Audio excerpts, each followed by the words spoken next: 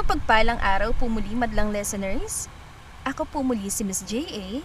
na muli maghahandog sa inyo ng isa na namang maganda at nakakakilig na kwento na isinulat ng ating mahusay na writer na si Romy Lynn. Sana po'y magustuhan niyo ang kwentong ito at kapulutan ng aral. Maraming salamat. Simulan na natin ang kwentuhan. Minsan, akala natin ay sapat nang maging anino sa buhay ng taong mahal natin. Ngunit natutunan kong ang tunay na pag-ibig ay hindi ka itatago kundi ipagmamalaki sa liwanag. Ako po si Eve at ito ang aking kwento na siyang magdadala sa inyo ng halo-halong emosyon. Alas 5 ng umaga at gising na si Eve. Ngunit nanatili siya nakapikit habang nakahiga sa malambot na kama. Ramdam niya ang bigat ng braso na nakayakap sa kanyang bewang. Ang mainit na hininga ni Dane na tumatama sa kanyang batok ay nagbibigay ng kilabot sa kanyang buong katawan. Kilabot na dati akala niya'y kilig, ngunit ngayon ay unti-unti nang nagiging sakit sa kanyang puso. 1 taon. Bulong ni Eve sa kanyang sarili. 1 taon na siyang labas-pasok sa mansyong ito. 1 taon na siyang gumigising sa tabi ni Dane sa Abedra, ang bilyonaryong CEO na kilala sa pagiging mailap at walang puso pagdating sa negosyo. Pero sa loob ng 4 na sulok ng kwartong ito, ibang Dane ang nakilala ni Eve. Mapusok, mapaghanap, at minsan malambing. Ngunit hanggang doon lang yun. Walang label ang kanilang relasyon. Siya si Eve, ang babaeng tinatawagan ni Dane kapag pagod ito, kapag malungkot, o kapag kailangan nito ng pampalipas oras. At siya naman si Tanga, na laging sumasagot, laging pumupunta, sa pag-aakalang baka balang araw, baka sakaling magbago ang ihip ng hangin sa pagitan nila. Ano ba itong nangyayari sa akin? Dahan-dahang inalis ni Eve ang braso ni Dane sa kanyang bewang. Gumalaw ang binata pero hindi nagising. Lumapit si Eve sa glass wall na nakaharap sa syudad. Mula sa 30 palapag ng penthouse si Dane, kitang-kita ang liwanag ng Maynila. Napaluha si Eve. Kagabi, habang magkatabi sila matapos ang mainit na tagpo, tinanong niya si Dane. Dane, ano ba tayo? Let's not complicate things, Eve. We're good together. We enjoy each other's company. Bakit kailangan pa nating lagyan ng pangalan ng isang bagay na maayos naman? Maayos. Para kay Dean, maayos ang ganito. Walang commitment, walang drama. Pero para kay Eve na unti-unti nang nahuhulog sa binata, isa itong torture. Nagsimulan lahat sa mutual understanding. Napupunan lamang nilang pangangailangan ng isa't isa sa kama.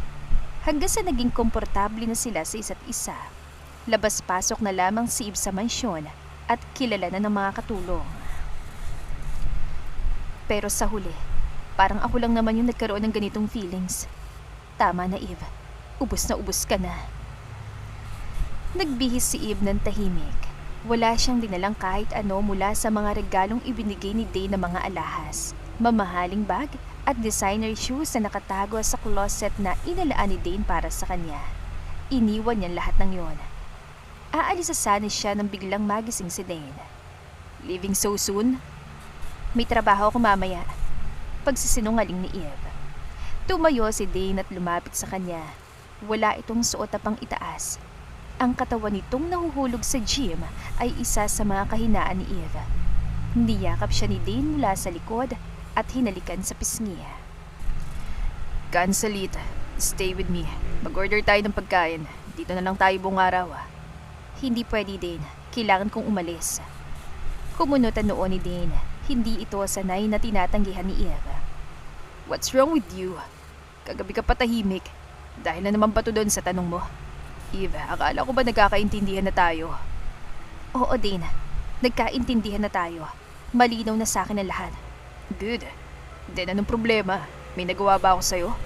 Wala. Aalis na ako. Ingat ka.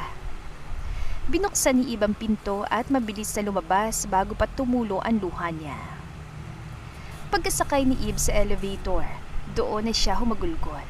Hindi niya alam kung ang mga luhang iyon ay dahil sa sakit o awa sa kanyang sarili. Bakit ba kasi kailangang mahulog pa siya sa binata? Bakit kailangang siya pang unang magkagusto kay Dane? Kinabukasan, bumiyahe agad si Eve paalis sa Maynila dahil alam niyang mahahanap siya ni Dane sa syudad. Makalipas ang 8 oras na biyahe sa bus at 2 oras sa sakay sa bangka, narating ni Eve ang isla ng San Alfonso. Sinalubong siya ng amoy ng dagat at lansa ng isda. Ito ang kanyang probinsya. Dito siya lumaki bago siya nakipagsapalaran sa Maynila para magtrabaho at bago siya naligaw ng landas sa piling ni Dane. Eve, ikaw ba yan? Napalingon si Eve sa isang matandang babae na nagwawali sa bakuran ng isang lumang bahay kubo. Ito ang kanyang lola Turing na matagal na niyang hindi nakikita sa sobrang occupied niya kay Dane. Lola, ang apo ko. Halika dito, Eve. Tumakbo si Eve at niyakap ang kanyang lola. Sa bisig ng matanda, naramdaman niya ang tunay na tahanan. Diyos ko, apo, bakit hindi ka nagsabi na uuwi ka? E di sana nakapaganda ako ng tinola na paborito mo. Ang payat-payat mo, hindi ka ba pinapakain sa Maynila, ha? Puna ni Lola Turing habang hinahaplo sa mukha ni Eve. Namiss lang po kita, la. At saka, gusto ko na po munang magpahinga. Pagod na po ako sa syudad eh. Pumasok sila sa loob. Habang naghahain ng pagkain ng kanyang lola, napansin ni Eve na parang balisa ang matanda. Panay ang silip nito sa bintana. La, may problema po ba? Hay nako, Eve. Alam mo naman ang problema dito sa San Alfonso. Yung mga Saavedra. Yung pamilyang nagmamay-ari ng malaking resort sa kabilang isla. Natigilan si Eve sa pagsubo. Saavedra, pamilya ni Dean ang tinutukoy ng kanyang lola. Bakit po? Anong meron sa kanila? Abay, pilitan naman nilang inaangkin ang lupain ng mga mangingisda sa dalampasigan. Gusto raw patayuan ng bagong hotel. Galit na galit ang mga tao dito, Eve. Ang daming nawala ng kabuhayan dahil sa kasakiman ng pamilyang yan. Napainom ng tubig si Eve. Alam niyang mayaman ang pamilya ni Dane, pero hindi niya alam ng pamilya pala nito ang dahilan ng paghihirap ng kanyang mga kababayan. Buta na lang at wala kang connection sa mga Saavedra na yan. Sumpa sa lupa ang mga yan. Wala silang puso. Napayuko si Eve.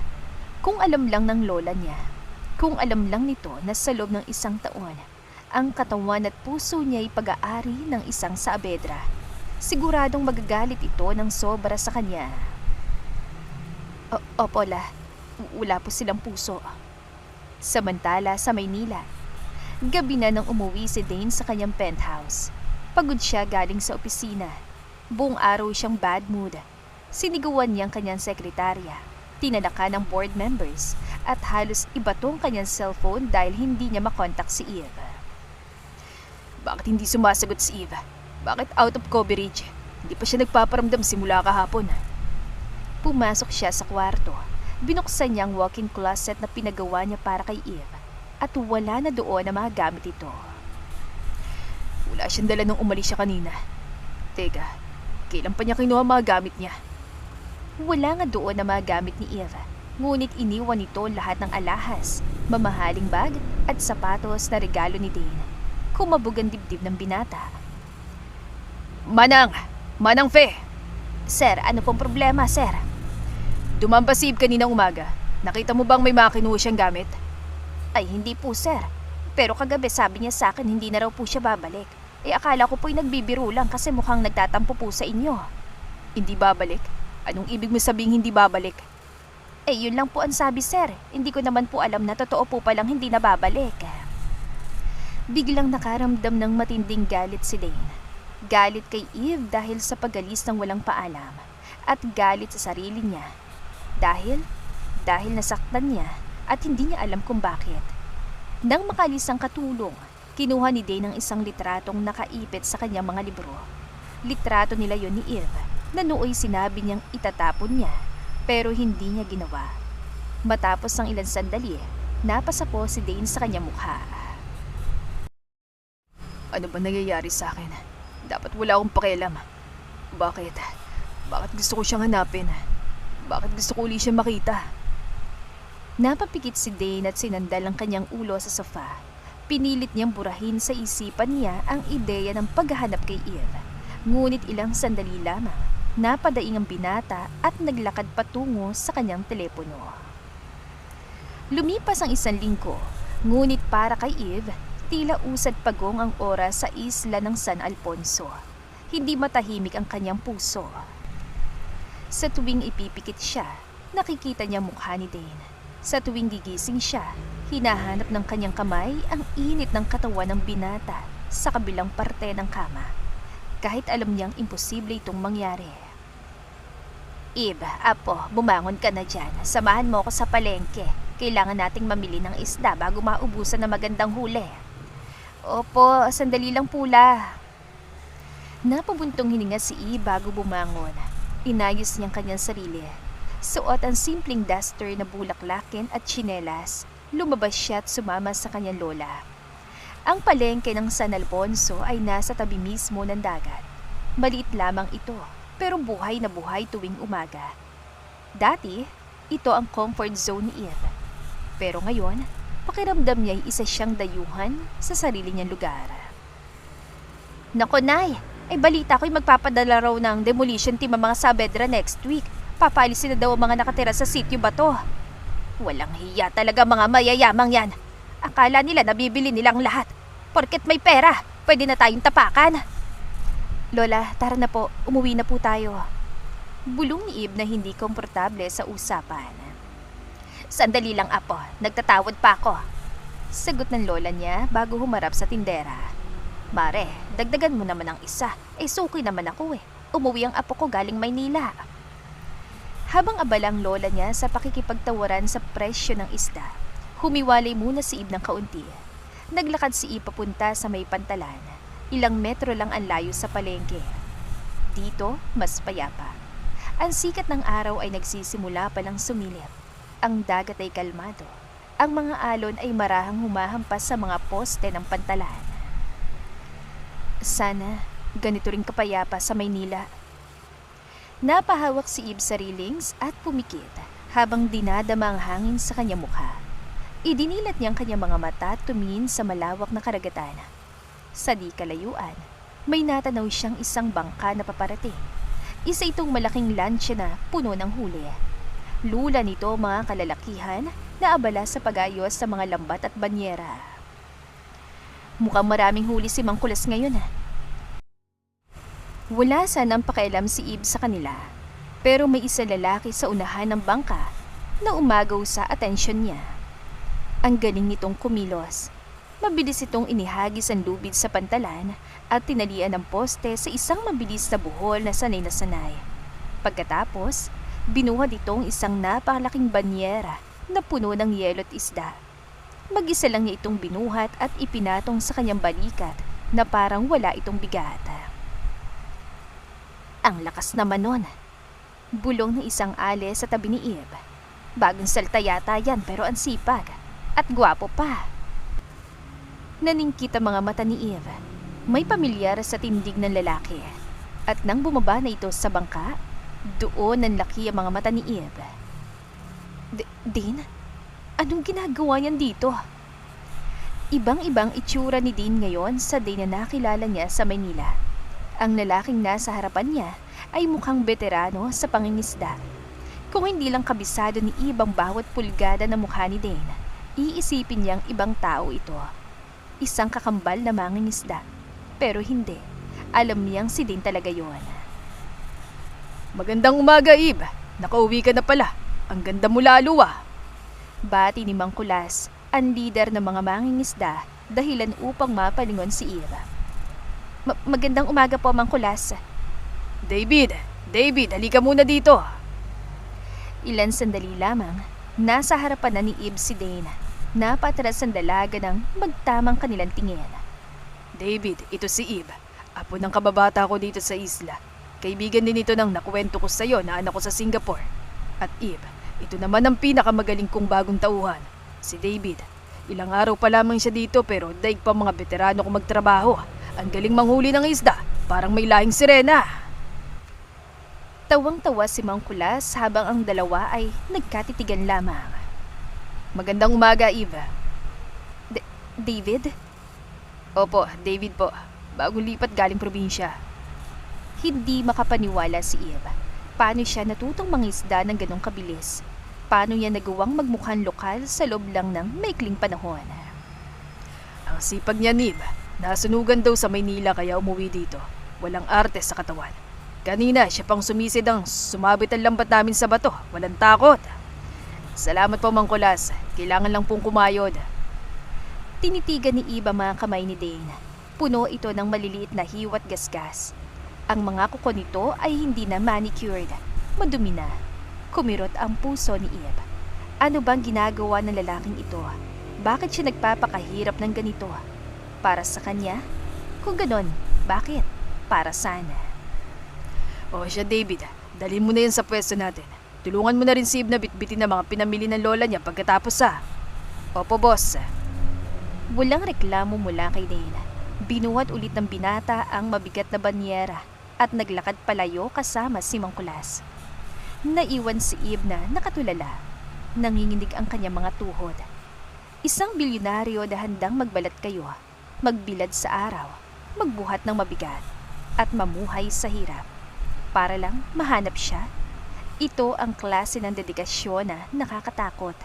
Dahil alam ni Eve na mahirap itong tanggihan. Mahirap labanan ang isang lalaking handang ibabang mundo niya para lang makapasok sa mundo mo. At alam ni Eve na nasa panganib naman ang puso niya. Ang bait-bait naman ng batang yon. David ba no? Ano sa tingin mo, Eve? Tanong ni Lola Turing habang naghihimay ng malunggay sa kusina. Napatigil si Eve sa pagpupunas ng mesa. Ramdam niya ang pamumula ng kanyang pisngi. Hindi dahil sa kilig, kundi sa halo-halong kabatakot. Bakit po, Lola? Ano pong ibig niyong sabihin? Ay naku, Apo. Huwag ka na magmaang-maangan. Nakita ko kung paano ka tignan ng David na yon. At nakita ko rin kung paano ka tumingin sa kanya. Bagay kayo. Masipag, magalang at gwapo. Ano pa bang hahanapin mo? Lola naman. Eve, hindi ka na bumabata. 26 ka na. Sa panahon namin, may 3 anak na mga kaedad mo. Sayang ang ganda mo kung tatanda kang dalaga. Bakit hindi mo subukang kilalanin yan si David? Mukha namang matinong tao. Matino. Kung alam lang ng lola niya na ang lalaking tinutukoy nito ay si Dane Saavedra. Ang lalaking kinamumuhian ng buong San Alfonso. At ang lalaking dahilan kung bakit nasaktan si Eve ng sobra. Sumakit po bigla yung ulo ko la. Magpapahinga lang po muna ako sa kwarto. O siya, sige. Pero pag-isipan mo sinabi ko si David. Pagpasok sa kwarto, sinarado ni Eve ang pinto at sinandal ang likod dito. Napahawak siya sa dibdib niya. Buong araw, hindi lumabas si Eve. Nagkulong siya sa kwarto na parang bilanggo. Sa tuwing may kakatok o may tatawag sa labas, napapatalon siya sa gulat. Iniisip na baka si Dane yon na handang ibunyag ang lahat. Balak niyang magkulong na lang hanggang sa mapagod si Dane at kusang uuwi sa marangyang buhay nito. Ngunit pagsapit ng gabi, hindi na nakalusot si Eve. Eve, lumabas ka na dyan! Sigaw ni Lola Turing mula sa kusina. Luto na sinigang na isda. Dalhin mo ito kina Mang Kulas. Po, bakit ako? Gabi na po, Lola. Huwag kang tamad. Masamang pakiramdam ng asawa ni Mang Kulas. Nangako ako na magdadala ako ng sabaw. Sige na, hindi naman ganun kalayo yon. At saka nandun naman si David. Pwede ka magpasama pabalik. Ang alam ko, malapit lamang doon ang tinitirhan nun. Nanlaki ang mga mata ni Eve. Mas lalong ayaw niya na ngayon dahil baka makasalubong pa niya si Dane. La, ayoko po. Kayo na lang po. Padabog na binuksan ni Lola Turing ang pinto ng kwarto. Nakapamaywang ito at salubong ang kilay. Abat susuwayin mo pa ako. Napakasimple lang ng inuutos ko Dadalhin mo lang ang mangkok. Hindi ka naman pupunta sa gyera. Sige na. Wala nang nagawa si Eve. Kilala niya ang lola niya. Kapag nagalit ito, daig pang Armalite. Kaya mabigat ang loob na kinuha ni Eve ang mangkok na may mainit na sinigang. Nagsuot siya ng jacket at tsinelas. Babalik po ako agad. Madilim na sa labas. Tanging ang liwanag ng buwan at ilang poste ng ilaw ang nagbibigay tanglaw sa daan. Ang bahay ni Namang Kulas ay nasa unahan lang, malapit sa kubo na inuupahan ni Dane. Habang naglalakad si Eve, parang may tambol sa dibdib niya. Please, sana tulog na siya. Please, sana wala siya doon. Pagdating sa tapat ng bahay ni Mang Kulas, kumatok si Eve.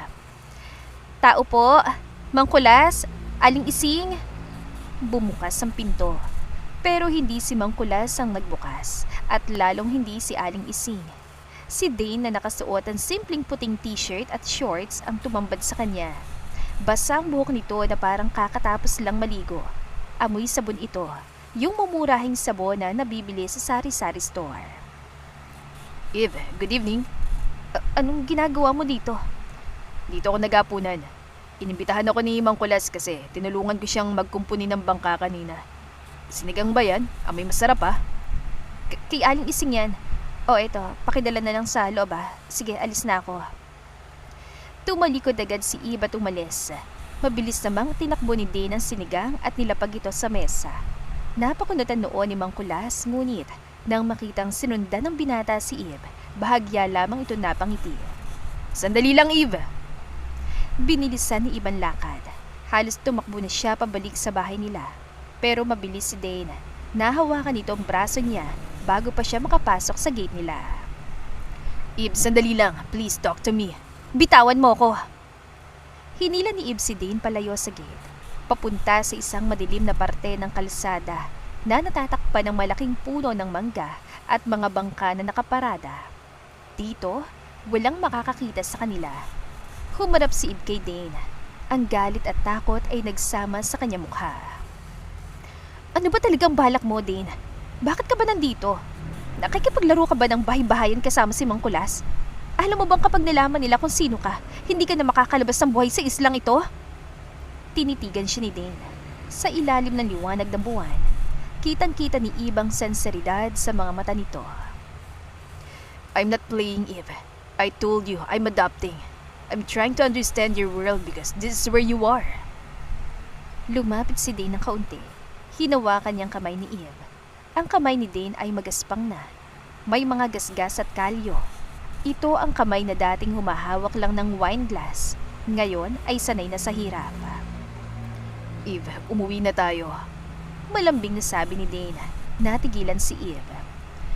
Bumalik na tayo sa Maynila. I promise things will be different. Sabihin mo lang kung ano yung gusto mong gawin. Just come back with me. Hindi ko kaya dito, Eve. At tigas ng higaan, ang init, ang daming lamok. Pero tinitiis ko lahat yun kasi nandito ka.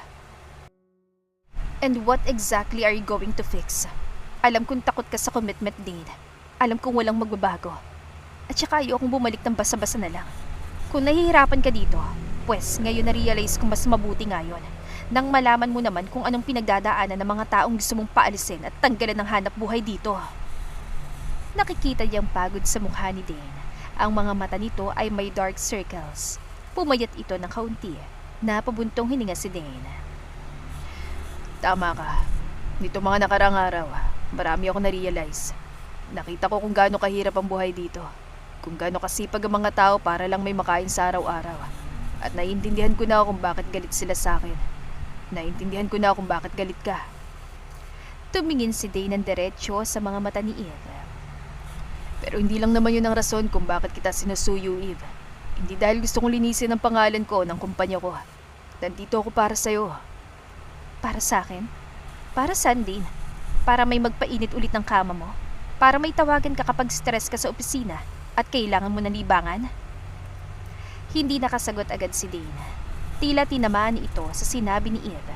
Hubakbang palapit si Eve. Kitang-kitang puot sa mata nito. Pagod na ako, Dane. Pagod na ako maging parausan mo lang. 1 taon kitang inintindi. Pumupunta ako kapag tumatawag ka. Umuuwi ako kapag tapos na tayo. Walang tanong, walang reklamo. Pero tao rin ako. May nararamdaman din naman ako. At ayoko na. Ayoko nang maging bagay na gagamitin mo lang kapag gusto mo. Tapos itatabi kapag nagsawa ka na. Eve, it's not like that. It was like that, Dane. At Takot ako na baka ganun pa rin ang tingin mo sa akin hanggang ngayon. Kaya please naman, kung gusto mo lang akong bawiin para bumalik tayo sa dati, umalis ka na. Hayaan mo na lang ako dito. Masaya ako dito. At least dito, may halaga ako. Tumulo ang luha ni Eve. Pinahid niya ito ng mabilis gamit ang likod ng kanyang palad. Tinitigan siya ni Dane. Nakita niya ang sakit sa mga mata ng dalaga. Gusto niya itong yakapin. Gusto niya sabihin na mahal niya ito. Pero alam niyang sa mga sandaling ito, hindi sapat ang salita. Masyado ng malalim ang sugat na iniwan niya kay Eve. Eve, umalis ka na. Huwag mo na akong sundan. Naiwan si Dane sa ilalim ng puno ng mangga. Nakatayo, nakayuko, at nakakuyom ang mga palad.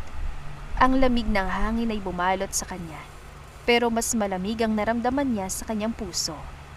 Sa unang pagkakataon, naramdaman ni Dane ang tunay na takot. Hindi ang takot na mawalan ng pera o negosyo, kundi ang takot na baka huli ng lahat. Na baka sa sobrang tagal niyang itinagong nararamdaman niya, tuluyan na niyang naiwala ang babaeng nagturo sa kanya kung paano magmahal. Lumipas ang ilang linggo at taliwas sa inaasahan ni Eve. Hindi umalis si Dane, pero may mga araw na bigla na lamang itong nawawala. Mawawala siya ng 1 o 2 araw nang walang pasabi kay Mang Kulas. Ang hinala ng mga tao ay umuwi ito sa Maynila para asikasuhin ang nasunog daw nitong bahay o maghanap ng dagdag na raket. Pero alam ni Eve ang totoo. Umuwi ito para maging si Dane sa Avedra. Umuwi ito para pirmahan ang mga dokumentong kailangan ng kumpanya niya, tignan ang kalagayan ng kanyang mga negosyo at muling matulog sa malambot itong kama. Pero ang nakakapagtaka, bumabalik pa rin si Dane sa isla. Ano ba talagang gusto mong mangyari, Dane? Tanong na lamang ni Eve sa kanyang sarili. Isang umaga, dumating ang convoy ng malalaking truck na may tatak na sa Avedra Foundation. Laking gulat ang mga residente nang ibaba ng mga tauhan ang daan-daang sako ng bigas, canned goods, gamot at school supplies. Kasabay nito, isang abogado ng Saavedra Corporation ang humarap kay Kapitan Tasio. May dala itong dokumento na nagsasabing canceled ng demolition order. Hindi na itutuloy ang pagpapatayo ng hotel sa sitio Bato. Sa halip, gagawin itong protected area at magbibigay ng pondo para sa livelihood program ng mga mangingisda. Nagdiwang ang buong baryo. Ay, himala! Himala ba ito? Ano kayang nagpabago sa isip ng mga Saavedra? Sigaw ng isang kapitbahay habang pumipila sa bigas. Baka nakonsensya na. Salamat sa Diyos. Habang nagkakagulo mga tao, nakatayo lang si Eve sa gilid ng kalsada. Hinanap ng mga mata niya si Dane. Nakita niya ito sa di kalayuan. Nakasandal sa puno ng niyog, nakangiti ng tipid habang pinapanood ang saya ng mga tao. Napayuko si Eve. Kumirot ang puso niya. Alam niyang ginagawa ito ni Dane para bumawi sa mga tao. Para patunayan na nakikinig ito. Pero sa kabila ng lahat, hindi pa rin maalis ang takot sa puso ni Eve. Paano kung palabas lang ang lahat? Paano kung kapag nakuha na siya ulit ito, babalik din ang lahat sa dati? Isang Sabado ng gabi, muling nagkagulo sa bahay ni Mang Kulas. Pero sa pagkakataong ito, hindi dahil sa sakit ni Aling Ising, kundi dahil sa isang malaking selebrasyon. Umuwi ang kaisa-isang anak ni Mang Kulas na si Leo. Si Leo ang pride ng sitio Bato. Nakapagtapos ito ng engineering at ngayon ay nagtatrabaho bilang operation manager sa isang malaking kumpanya sa Singapore. Siya ang ehemplo ng tagumpay para sa mga taga-isla. Ang batang nangarap, umalis at bumalik dalang tagumpay. Eve, magbihis ka na. Nakakahiya kay Mang Kulas kung wala tayo. Welcome party ito ni Leo at birthday na rin ni Mang Kulas. Sigaw ni Lola Turing habang namimili ng damit ni Eve. Lola naman, masakit ang ulo ko, kayo na lang po. Hindi pwede. Hinahanap ka ni Leo. Alam mo naman yon, bata pa lang kayo, buntot ng buntot na sayo. At saka minsan lamang umuwi yun galing abroad. Sige na, magpulbos ka man lang. Wala nang nagawa si Eve. Pagdating sa bahay ni Mang Kulas, ang ingay na. May video okay na nag-iingay. May mahabang mesa na puno ng lechon, pansit at mga imported na alak na pasalubong ni Leo. Nandoon ang buong barangay. Agad na hinanap ng mata ni Eve si Dane. Nakita niya ito sa gilid habang nag-iihaw ng barbecue. Nakasuot lamang ito ng t-shirt na puti na may mantsa ng uling sa gilid. Pawisan ito at abala sa pagpapaypay ng baga. Eve, dumating ka. Napalingon si Eve kay Leo nang bigla siya nitong yakapin. Welcome back, Leo. Salamat. Ang tagal na nating hindi nagkita. Mas lalo kang gumanda. Puri ni Leo sabay alalay kay Eve papunta sa upuan. Habang naglalakad sila, naramdaman ni Eve ang bigat ng tingin mula sa ihawan. Nang sulyapan niya si Dane, nakita niyang nakatitig ito sa kanila. Ang panga nito ay nakaigting at ang mga mata nito ay mabibigat para kay Leo. Pero hindi lumapit si Dane. Nagsimula ang inuman. Si Leo ang bida sa kwentuhan. Kinukwento nito ang buhay sa Singapore, ang mga pangarap niya at ang mga plano nito para sa mga magulang. Tay, happy birthday. Alam niyo naman na lahat ng pagsisikap ko sa abroad ay para sa inyo ni nanay. At ngayon stable na ako, may isa pa akong gustong tuparin. Tumingin si Leo kay Eve na nakaupo sa tabi ni Lola Turing. Ngayon nandito na ulit si Eve. Ang wish ko sana, mabigyan ako ng pagkakataon na ligawan siya. Matagal ko ng pangarap to. At ngayon kaya ko na siya buhayin at bigyan ng magandang kinabukasan. Sana, pagbigyan niya ako. Naghiyawan ng mga tao sa kilig. Namula si Eve sa hiya. Hindi siya makatingin kay Dane. Alam niyang naririnig nito ang lahat. Alam niyang bawat sigaw ng mga tao ay parang sampal sa binata. Matapos ang speech, nagpaalam si Eve na magpapahangin muna. Pumunta siya sa likod bahay ni Mang Kulas, kung saan may maliit na upuan na nakaharap sa dagat. Hindi nagtagal, sumunod si Leo. Eve, okay ka lang? Pasensya na sa sinabi ko kanina. Nadala ko ng emosyon habang nakainom. Sabi ni Leo habang nahihiyang kumakamot ng batok sa tabi niya. Okay lang, Leo. Medyo nagulat lang ako. Pero seryoso ako, Eve. May trabaho na ako. Kaya kitang dalhin sa Singapore. Hindi mo na kailangan ng problema sa pera. Alam ko nahirapan ka sa Maynila. Hayaan mong ako naman yung mag-alaga sa'yo. Napatingin si Eve kay Leo. Ito na yon. Ito yung safe choice. Ito ang lalaking gusto ng lola niya para sa kanya. Matino, mayaman, at walang baggage. Hindi ang isang katulad ni Dane na hindi sigurado sa kanya. Pero bakit ang puso niya hinahanap pa rin ng lalaking hindi naman niya dapat piliin? Alam mo, natakot ako nung umuwi ako. Akala ko pagdating ko dito, may nobyo, kaya naman ay may asawa ka na. Mabuti na lang at hindi nangyari yon. Habang nag-uusap sila, nahagip ng mata ni Eve si Dane na naglalakad sa likod ng bahay. May bitbit itong garbage bag at inutusan siguro na magtapon ng basura. Pero hindi naman kita pipilitin. Ikaw pa rin yung masusunod. Ayoko ma-pressure ka dahil sa pangasar ng mga kapitbahay natin. Patuloy si Leo sa pagsasalita. Ngunit nakay Dane ang atensyon ni Eve. At doon, biglang pumasok ang isang ideya sa isip ni Eve. Isang masakit na ideya. Kung aalis si Dane dahil nakikita niyang masaya si Eve sa iba, baka tuluyan na itong tumigil. Baka bumalik na ito sa tunay nitong buhay kung saan ito nababagay. Ayaw na ni Eve na makita si Dane na nagpapakaalila dito sa San Alfonso. Nasasaktan siya para sa binata. Kailangan niyang palayain si Dane. At ang tanging paraan ay ang ipakita dito na wala na itong babalikan. Leo. Bakit, Eve? I'm sorry. Hinawakan ni Eve ang pisngi ni Leo. Bago pa makapagsalita ang binata, inilapit ni Eve ang mukha niya at hinalikan ng binata sa labi. Nanlaki ang mga mata ni Leo, pero agad din itong pumikit at gumanti sa halik. Yakap ang bewang ni Eve. Sa gilid ng kanyang mga mata, nakita ni Eve ang reaksyon ni Dane. Nabitawan ni Dane ang garbage bag na hawak niya. Ang mga balikat niya ay bumagsak. Tumalikod lamang ito ng dahan-dahan.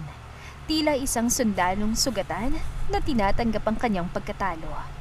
Nang kumalas si Eve, tumingin siya sa direksyon ni Dane. Wala na ito. Tangi ang garbage bag na nakatumbas sa lupa na iwan. Eve, ibig sabihin ba nito? Tayo na? Tumingin si Eve kay Leo. Pilit siyang ngumiti kahit na gusto niyang humagulgol. Subukan natin. Thank you, Eve. Hindi ka magsisisi. Pero sa isip ni Eve, nagsisisi na siya. Nagsisisi siya dahil alam niyang sa gabing ito, hindi lamang ang ego ni Dane ang winasak niya, kundi pati na rin ang pag-asa na magkakaayos pa sila. Simula ng gabing yon, naglaho si Dane na parang bula. Wala ng David na nagbubuhat ng banyera sa pantalan. Wala na rin David na tumutulong kay Mangkulas magkumpuni ng bangka. Ang sabi ng mga tao, umuwi na ito sa Maynila dahil hindi kinayang hirap ng buhay sa isla. Pero alam ni Iban totoo. Ipinagpatuloy ni Iban pakikipagrelasyon kay Leo. Ginawa niyan lahat. Sinikap niyang kilalanin ito. Sinikap niyang ngumiti sa bawat regalo at bulaklak na ibinibigay nito. Mabait naman si Leo. Desente at mahal siya nito. Kung tutuusin, si Leo ang perpektong lalaki. At habang mas tumatagal, imbes na pagmamahal, awa lamang ang naramdaman ni Eve dahil sa pananamantala niya sa kabutihan nito. Eve, umuwi na tayo. Nagkaroon ng kasiyahan sa dalampasigan. May kaunting inuman na magbabarkada at dahil sa bigat ng nararamdaman, napainom si Eve. Hindi siya sanay uminom. Pero ng gabing yon, nilagok niya ang alak na parang tubig. Umaasang malulunod dito ang mukha ni Dane sa isipan niya. Ayoko pang umuwi, Leo. Dito na muna tayo. Eve, tama na yan. Lasing ka na. Tara na, ihatid na kita kay Lola Turing para makapagpahinga ka na. Tumingin si Eve kay Leo. Nakita niyang pag-alala sa mukha nito at bigla siyang na-guilty. Sobrang guilt na parang dinudurog ang puso niya. Hindi deserve ni Leo yung ganito. Hindi nito deserve ang mahalin ng isang babaeng may ibang laman ng puso. Leo, ayoko na. Itigil na natin to. Natigilan si Leo. Pilit itong tumawa. Ano ka ba, Eve? Lasing ka lang. Bukas na tayo mag-usap. Hindi, Leo. Seryoso ko. Makipaghiwalay ka na sa akin. Ginamit lang kita. Hinalikan kita nung gabing yon hindi dahil gusto kita, kundi dahil gusto kong pagselosan si David. Gusto kong umalis siya. Ginamit kita para makalimot. Pero hindi ko kaya. I'm sorry, Leo. I'm so sorry. Nawala ang ngiti sa labi ni Leo. Nakita ni Iban sakit at dumaan sa mga mata nito. Pero sa halip na magalit, huminga lamang ito ng malalim at ngumiti ng mapait. Lasing ka lang talaga, Eve. Diyan ka lang ha. Kukunin ko lang yung bag mo tapos iuwi na kita. Tumalikod si Leo at naglakad pabalik sa cottage para kunin ang mga gamit ni Eve. Samantalang ang dalaga ay nagsimulang lumakad paalis. Hindi ko na kaya to. Wala akong pinagkaiba sa lalaking kinamumuhian ko kung patuloy kong gagawin to kay Leo.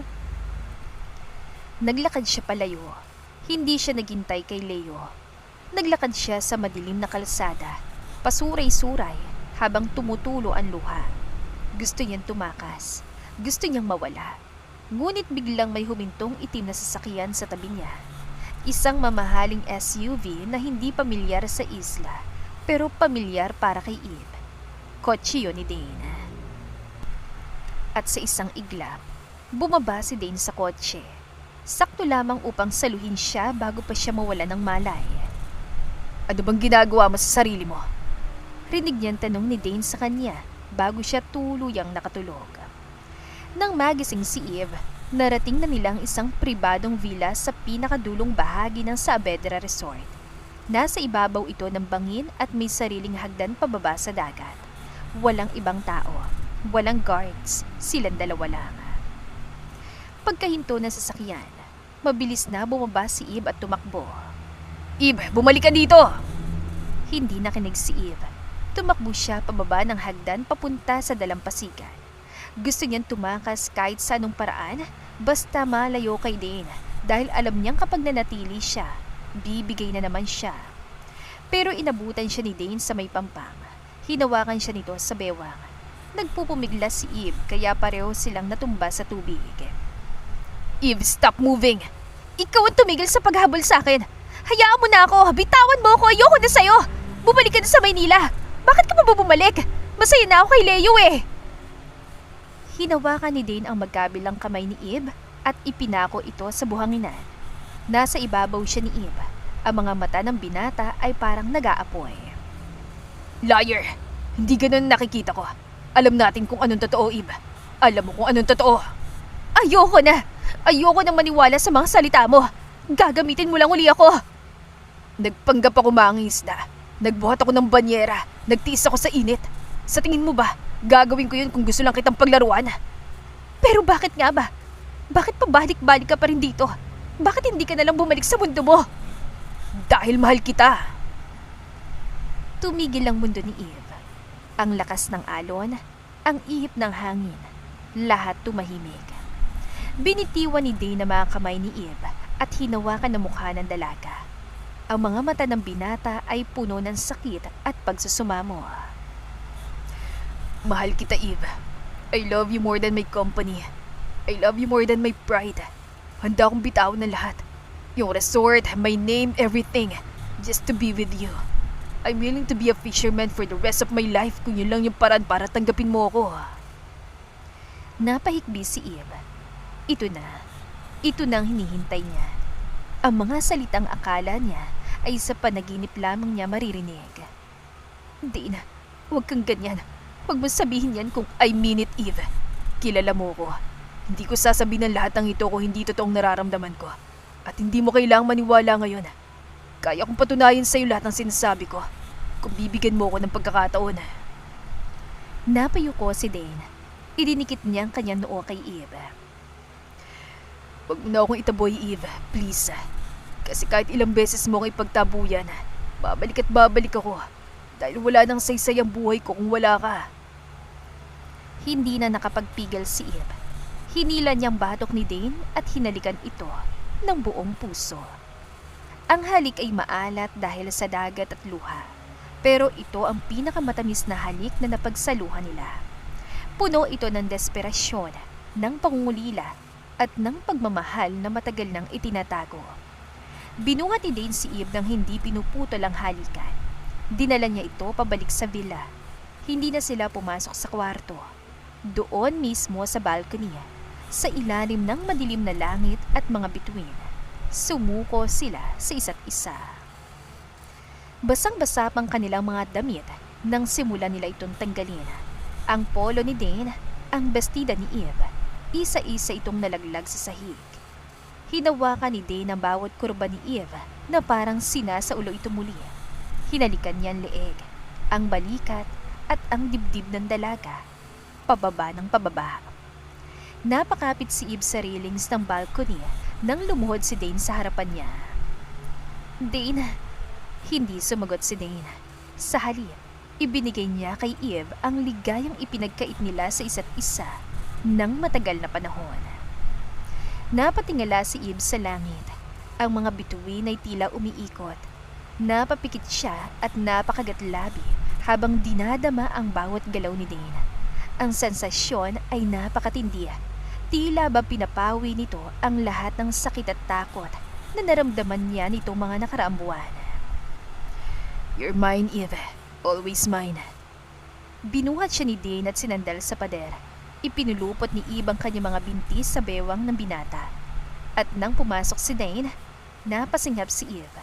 Ang pakiramdam ng pagiging buo muli. Ito ang hinahanap-hanap niya. Hindi si Leo, hindi ang simpleng buhay sa probinsya, kundi ang magulong sitwasyong ito kasama si Dane. Bawat galaw ni Dane ay puno ng diin, puno ng emosyon, walang pagmamadali, pero puno ng intensity. I love you. I love you, Eve. Bulong ni Dane sa kanya na hindi na nagawang sagutin ni Eve dahil sa labis sa panghihina ng kanyang katawan. Sa gabing yun, sa pribadong villa na saksi sa kanilang pag-iisa, tinanggap ni Viv ang katotohanan. Kahit anong takas ang gawin niya, kahit anong tanggi sa sarili niya, lagi at lagi siyang tatraydurin ng kanyang puso. Dahan-dahang iminulat ni Eve ang kanyang mga mata kinabukasan. Ang una niyang naramdaman ay ang kakaibang paggalaw ng kanyang hinihigaan. Para itong isanduyan na marahang umiindayog. Napabangon siya na mabilis. Good morning. Napalingon si Eve sa gilid. Nakaupo si Dane sa isang sofa. May hawak na tasa ng kape at nakangiti ng nakakaloko. Suot itong isang puting linan polo na nakabukas ang ilang butones at shorts. Presko, gwapo at mukhang kakatapos lang maligo. Dane? Gulat na tanong ni Eve. Tumingin siya sa paligid. Nasa loob sila ng isang marangyang kwarto na halatang nasa isang yate. Nasaan tayo? Ano nangyari? Kagabi nasa villa tayo. Tumawa ng mahina si Dane at lumapit sa kanya. Umupo ito sa gilid ng kama at hinalikan siya sa noo. Tulog na tulog ka kagabi. Well, pagkatapos na lahat ng ginawa natin, pagod na pagod ka. Binuhat kita papunta dito sa yate habang tulog ka pa.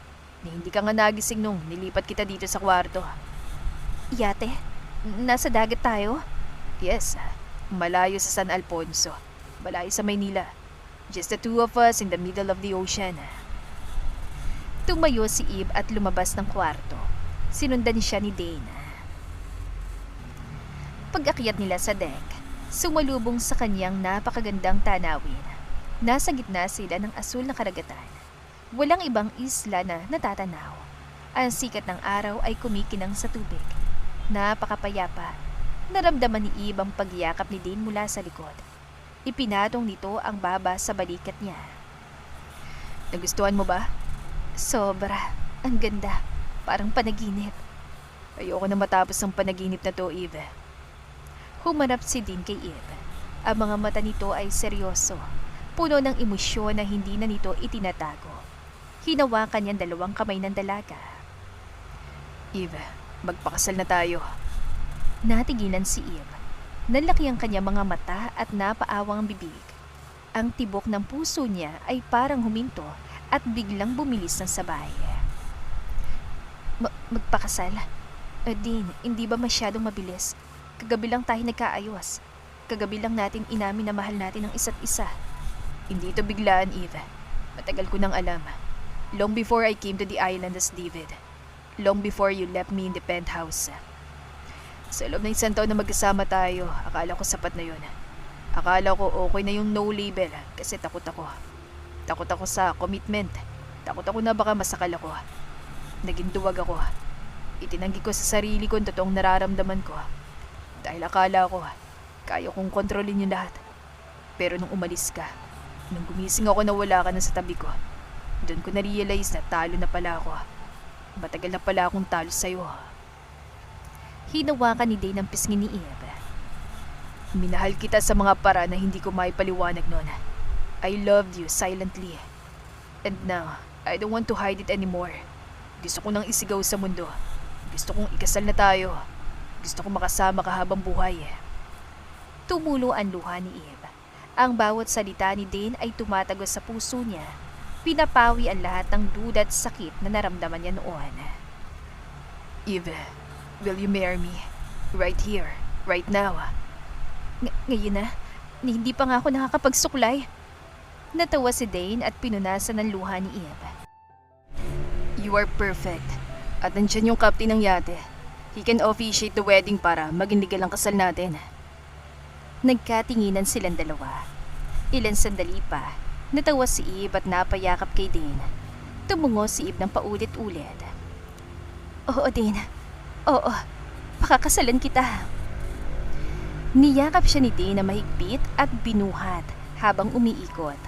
Ang tawa nila'y sumabay sa hampas ng alon. Sa umagang yon, sa gitna ng karagatan, naganap ang isang simpleng seremonya. Walang magarbong handaan, walang ibang bisita.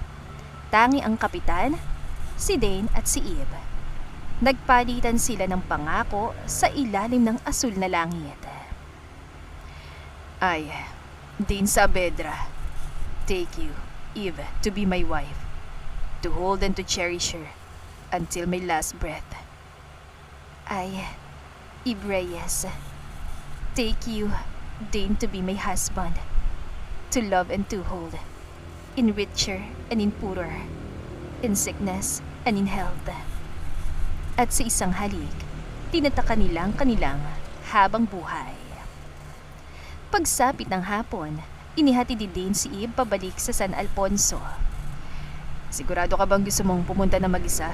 pwede akong sumama. Harapin ko si Lola Turing. Umiling si Eve.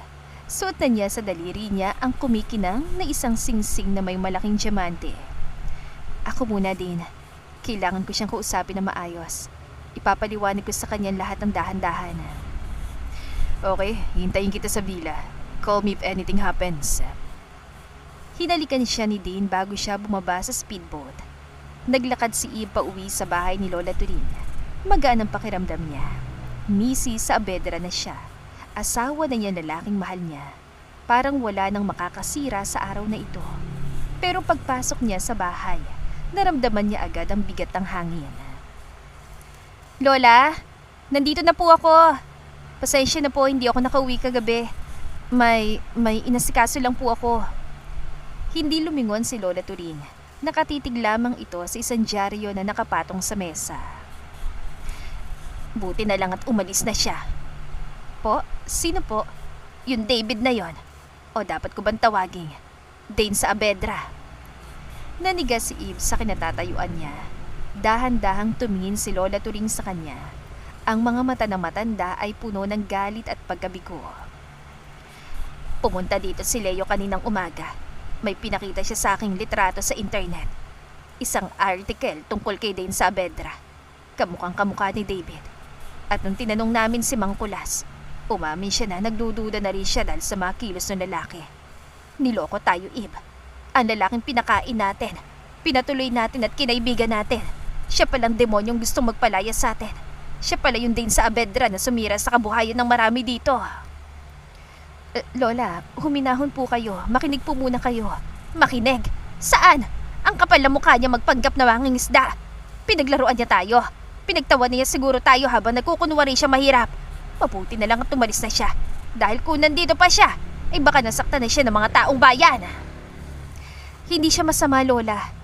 Oo, siya si Dane Saavedra. Pero hindi niya tayo pinaglaruan. Nakita niyo naman ang ginawa niya, di ba? Itinigil niya yung demolition. Namigay siya ng tulong. Ginagawa niya lahat para bumawi kasi hindi niya alam na ganitong kalagayan nun. Mga magulang niya nagsimula na lahat, hindi siya. Natigilan si Lola Turing. Tinitigan niyang apo niya na parang ibang tao ang kaharap niya. At bakit mo siya pinagtatanggol? Bakit kampi ka sa kanya? Eve, huwag mo sabihing matagal mo nang alam ang totoo. Alam ko po, Lola. Alam ko pong siya si Dane simula pa nung urang araw na nakita ko siya sa dalampasigan. Alam mo, at hindi mo sinabi sa akin. Hinayaan mong papasukin kong kaaway sa pamamahay ko. Dahil may rason po siya kung bakit siya nandito. Anong rason? Para mag-espiya. Hindi po. Para sa akin. Nagulat si Lola Turing. Natigil ang matanda at takang naghintay ng sagot. Nandito siya para sa akin, Lola. Magkakilala na kami sa Maynila. Isang taon kaming magkasama bago ko umuwi dito. Kaya siya nagpanggap na mangingisda. Kaya siya nagtiis sa hirap. Ay para suyuin ako. Para magkaayos kami. Magkasama kami kagabi, Lola. At nagpakasal na kami kaninang umaga.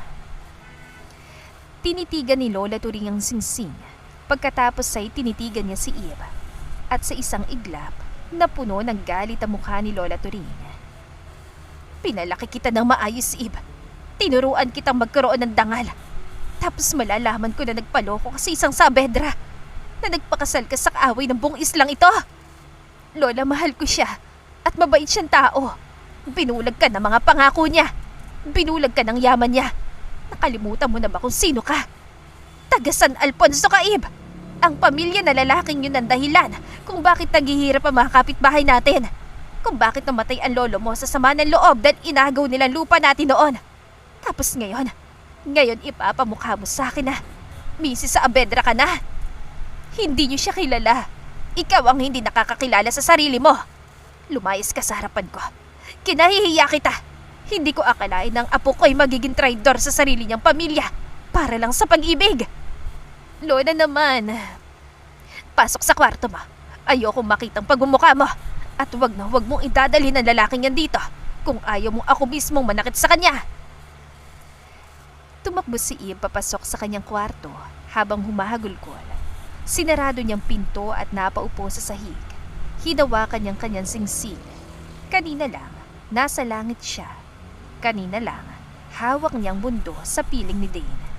Pero ngayon, parang gumuho ang lahat. Bakit ganito? Bakit kung kailan pinili ko na maging masaya, saka naman nagalit ang mundo? Hindi ba pwedeng maging masaya na lang ako? Sa labas, rinig ni Lola Turing ang pag-iyak ng kanyang apo. Napasapu siya sa kanyang mukha at napapikit na lamang habang ikinakalma ang kanyang sarili. Kinabukasan, mabigat ang hangin sa loob ng bahay ni Lola Turing. Hindi natulog si Eve. Magdamag siya nakaupo sa gilid ng kanyang kama. Yakap ang kanyang tuhod habang pinagmamasdan ng singsing sa kanyang daliri. Namumugtong kanyang mga mata kakaiyak. Huminga ng malalim si Eve. Alam niyang hindi pwedeng habang buhay siyang magtago sa kwarto. Kailangan niyang harapin ang lola niya kahit gaano pa kasakit ang mga salitang binitiwan nito kagabi. Dahan-dahan lumabas si Eve. Naabutan niya si Lola Turing na naglalagay ng pritong isda sa mesa. Nakatalikod dito sa kanya. Ang balikat ng matanda ay nakayuko. Tila pasan ng bigat ng mundo. Lola, kumain ka na. Aalis ako mamaya para magsimba. Lumapit si Eve. Gusto niya yakapin ang lola niya, pero natatakot siya na baka itulak siya nito palayo. Lola, sorry po. Sorry kung nadismay ako kayo. Sorry kung minahal ko siya. Pero Lola, maniwala po kayo. Mabuti pong tao si Dina. Ibang-iba siya sa mga kwentong naririnig niyo. Bumuntong hininga ng malalim si Lola Turing. Ibinaba nito ang sandok at humarap sa apo. Nakita ni Ibang pagod sa mukha ng matanda. Wala na ang galit na nag-aapoy kagabi. Ang natira na lang ay lungkot at pagmamahal. Ibe, buong gabi ako nag-isip. Inisip ko ang lolo mo. Inisip ko ang galit namin sa mga Saavedra. At inisip kita. Galit ako, Ib. Galit ako dahil pakiramdam ko'y pinagkanulo mo kami. Pero, mas galit ako sa sarili ko nung nakita kitang umiiyak kagabi. Lola, pinalaki kita para maging masaya ako. Hindi para maging miserable dito sa probinsya kasama ng isang matandang puno ng hinanakit. Nakita ko kung paano ka tumingin kay David o kay Dane. Ibang klaseng kislap ng mata mo. Masaya ka. Totoong masaya. Kung sa kanya ka sasaya, sino ba naman ako para humadlang? Ayokong matulad ka sa akin na nabubuhay sa galit. Ikaw ang apo ko. Ikaw na lang ang meron ako. Ang kaligayahan mo, ang pinaka-importante sa akin. Napahagulgol si Ib at niyakap ang lola niya na mahigpit. Lola, thank you po. Thank you. Mahal na mahal ko po kayo. O sige na, puntahan mo na siya bago pa magbagong isip ko. Puntahan mo ng asawa mo. Babalik po ako, Lola. Dadalhin ko siya dito. Ipapakilala ko siya sa inyo na maayos. Pangako, babalikan ko po kayo dito at kukunin ko po kayo. Huwag na muna ngayon. Mainit pang mata ng mga tao. Umalis muna kayo. Hayaan niyo munang humupa ang galit nila. At hindi ako aalis dito, Ip. Andito ang alaala namin ng lolo mo, ng mga anak ko.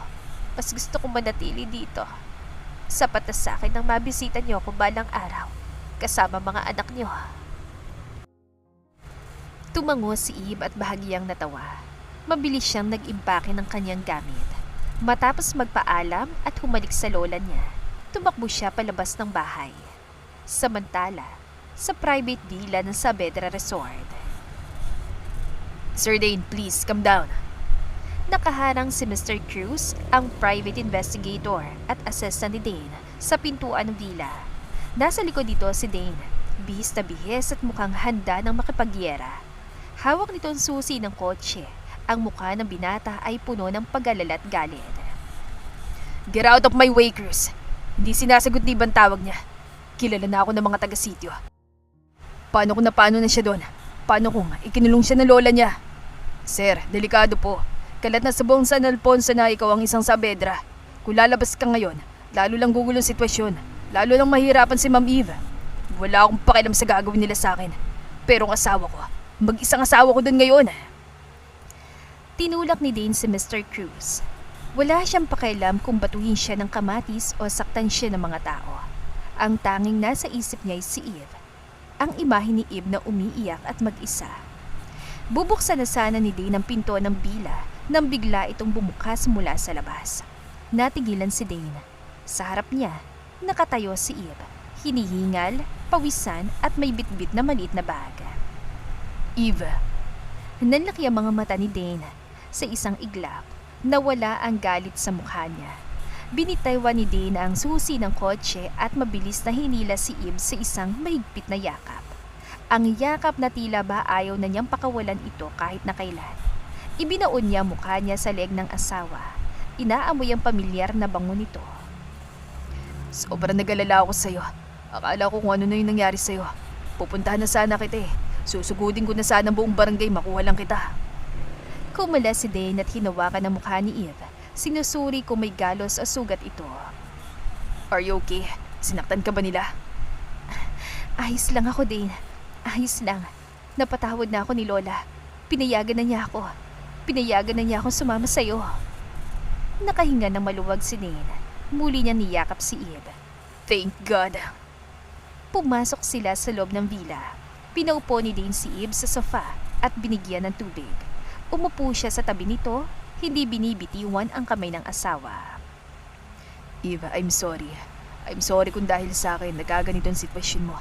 Dahil sa akin nagalit ang pamilya mo at ang mga tao sa'yo. Hindi mo kasalanan din. Ginawa mo lang naman yun para sa akin eh. At saka asawa mo na ako. Kasama mo na ako sa laban na to. Tinitigan ni Dane si Eve. Ang tapang ng babaeng ito.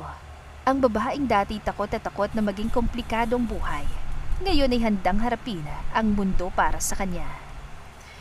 Babalik tayo sa Maynila ngayon din.